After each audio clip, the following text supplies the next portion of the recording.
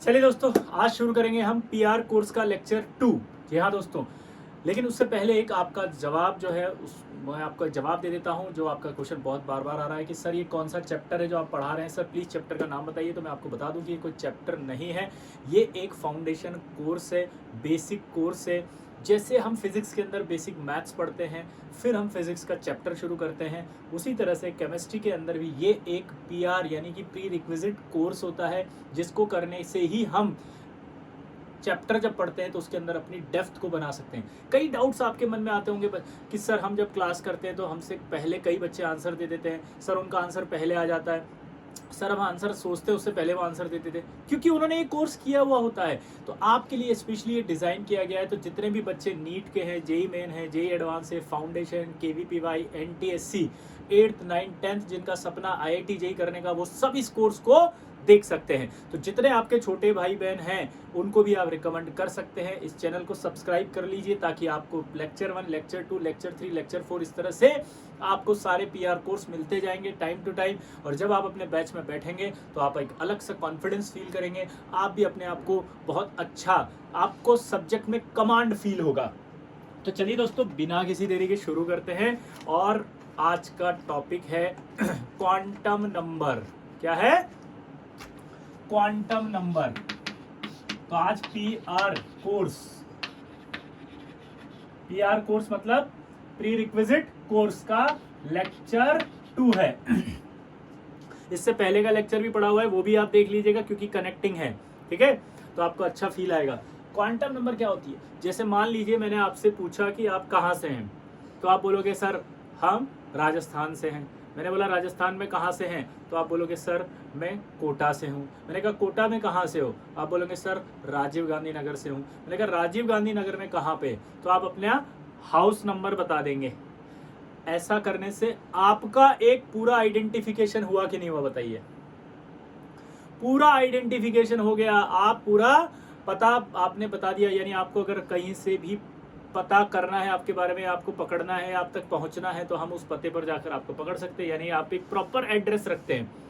उसी तरह से ऑर्बिटल और इलेक्ट्रॉन का एक परमानेंट एड्रेस बताने वाले जो नंबर हैं, उन नंबर को क्वांटम नंबर कहा जाता है। फिर से बोल रहा हूं, ऑर्बिटल एंड इलेक्ट्रॉन जो है उनका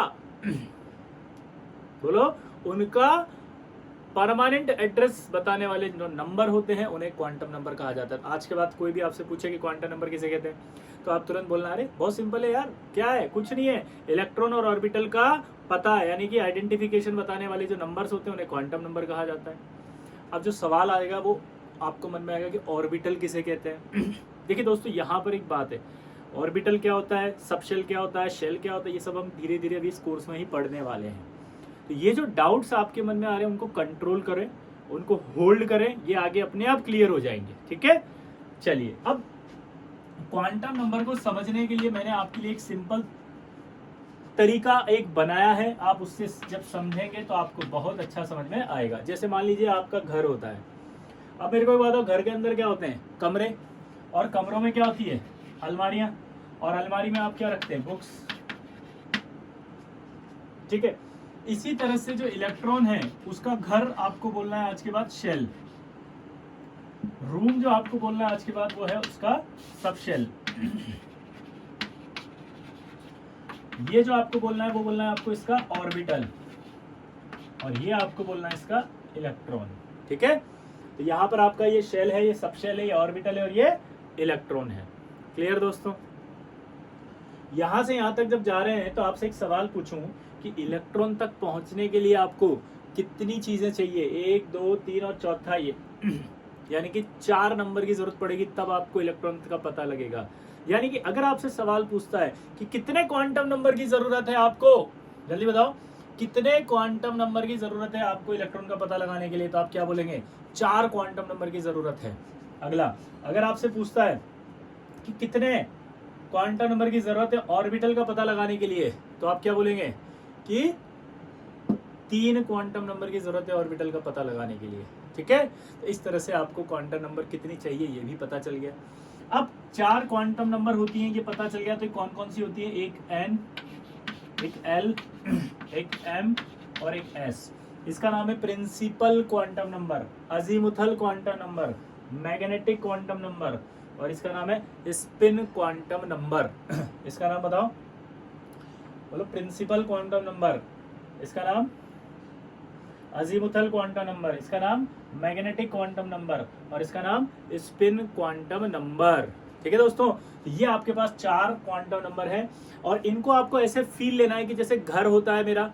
इमेजिन करो, घर के अंदर कमरे होते हैं, कमरों को खोलते हैं तो उनमें अलमारियां होती है, और अलमारियों में बुक्स होती है। तो इस तरह से इमेजिनेशन जब आप करेंगे तो आपको क्लियरिटी से कुछ कुछ समझ में आने लगेगा कि क्वांटम नंबर को किस तरह से समझ सकते हो आप। ठीक है, अब बात करते हैं पहली प्रिंसिपल क्वांटम नंबर की।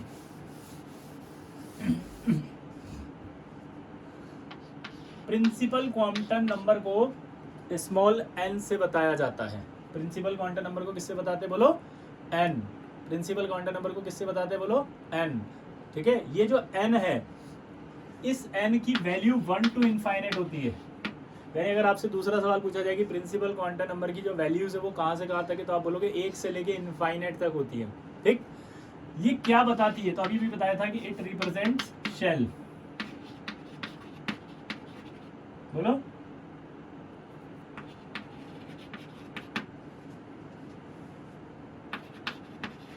शेल का एक नाम और होता है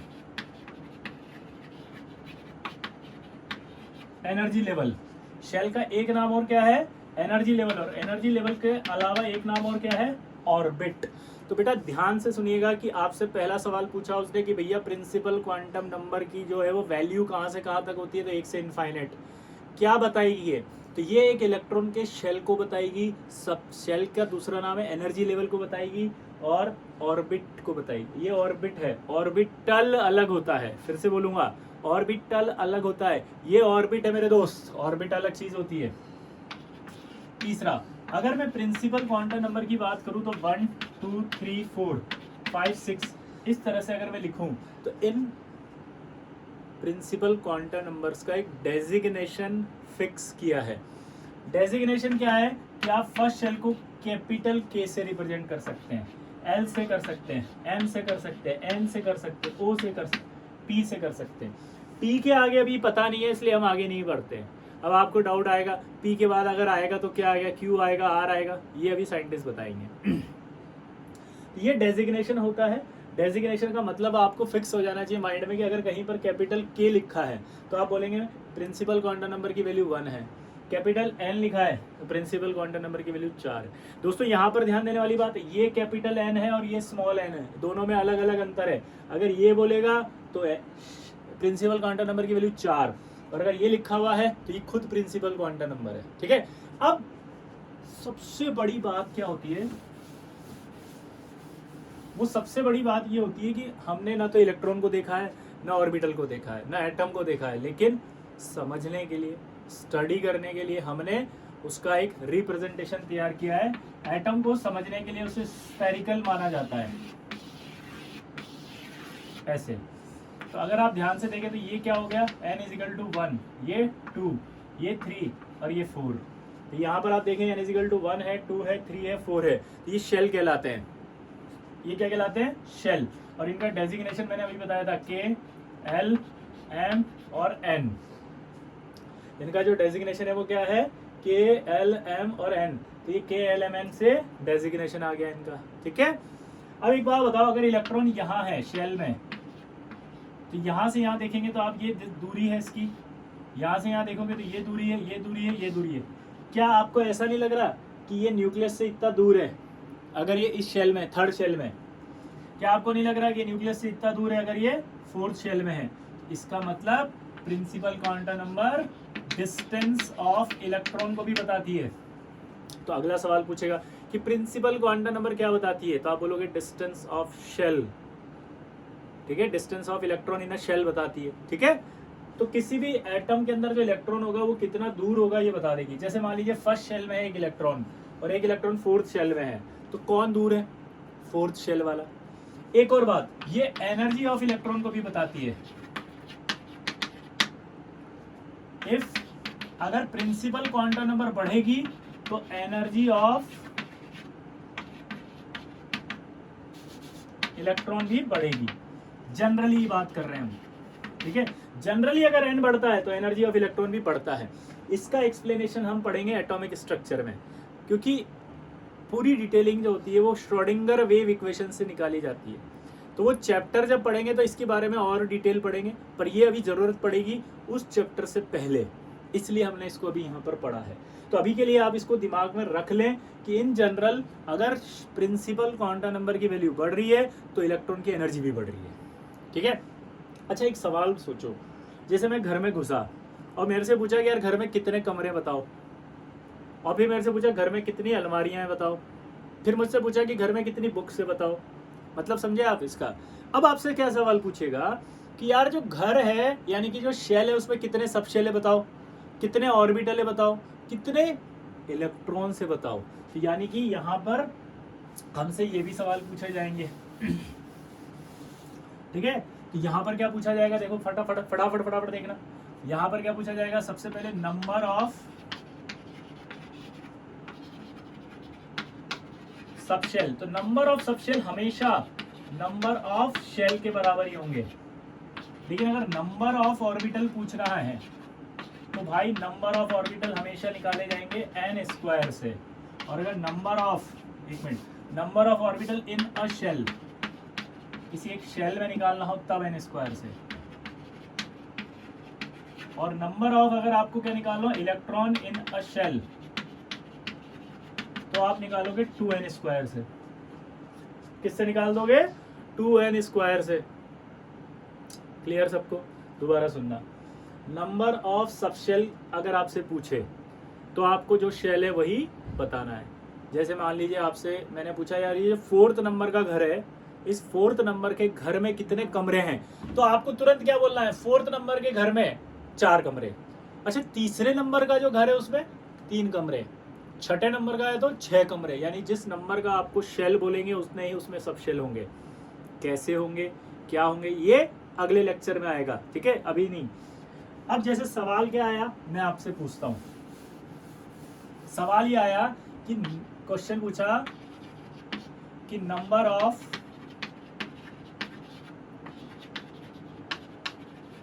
सबशेल इन 4th शेल। क्या आया, number of subshell in 4th shell. तो आप आंसर बताओ। तो हमने क्या कहा था कि नंबर ऑफ जितने शेल होंगे, मतलब जितने शेल होगा उतना ही नंबर आ जाएगा सबशेल का। तो शेल नंबर 4 थे तो सबशेल भी कितना आएगा, 4। दूसरा पूछा उसने कि नंबर ऑफ, जल्दी बोलो, नंबर ऑफ उसने पूछा ऑर्बिटल्स इन 4th शेल। यार बहुत सिंपल है कि number of orbital in 4th shell पूछ रहा है, तो 4th शेल के अंदर क्या करना है आपको, सिंपल n स्क्वायर लगाना है। तो n स्क्वायर लगाएंगे तो 4 स्क्वायर यानी कि 16। अगला सवाल फिर पूछा उसने कि number of electrons in 4th shell. अब इलेक्ट्रॉन का फॉर्मूला आपको बता दिया मैंने, 2n स्क्वायर। तो 2 इंटू 4 स्क्वायर करोगे तो 32। तो कितना आसान है, सारा आ गया। तो इस तरह के जितने भी सवाल हैं वो सब आ जाएंगे। तो आज आपका होमवर्क है कि भैया इसको याद कर लेना। जिन्होंने भी वीडियो सुना है इसको एक बार और अच्छे से सुन के, जो आपको याद नहीं है उसे नोट डाउन कर लो कॉपी में, 2-3 बार उससे पढ़ लो, जल्दी से याद करो, क्योंकि इसकी प्रैक्टिस भी होगी। तो प्रैक्टिस में अब आपको सवाल करने आने चाहिए। दोस्तों मैं फिर से कहना चाह रहा हूँ कि अगर आप सीरियसली इसको पढ़ेंगे तो आपको अपने कहीं पर भी जहाँ कोचिंग कर रहे हैं कोई प्रॉब्लम नहीं आएगी। ये बहुत ही यूनिक डिज़ाइंड कोर्स है, ये कोई चैप्टर नहीं है। ये बेसिक बिल्डिंग तैयार करता है बच्चों की, फंडामेंटल कॉन्सेप्ट क्लियर करता है। जो बच्चों को डाउट रहता है हमेशा कि यार ये सारे बच्चे इतना जल्दी आंसर कैसे देते हैं और इन्हें जल्दी समझ में कैसे आ जाता है, उनका ये सब पढ़ा हुआ होता है। स्पेशली मैं फिर से बोल रहा हूँ 8th 9th 10th foundation, NTSC, KVPY और NEET, JEE main, JEE advance, इन सभी बच्चों के लिए बहुत इंपॉर्टेंट कोर्स है, ठीक है। तो आपके जितने भी छोटे भाई बहन हैं सबको बोलिएगा। और प्लीज़ अगर आप और लेक्चर्स ऐसे चाहते हैं तो चैनल को सब्सक्राइब करिएगा, ताकि मोटिवेशन मिलता है मुझे पता लगेगा कि यस आप सच में पढ़ने के इच्छुक हैं। वरना ऐसा ना हो कि मैं ज़बरदस्ती डाले जा रहा हूँ वीडियोस। तो सब्सक्राइब अगर आप करेंगे तभी मुझे पता लगेगा कि आप इच्छुक हैं, और जब आप इच्छुक होंगे तो मैं आपके लिए ऐसे और कोर्सेज लेके आता रहूँगा।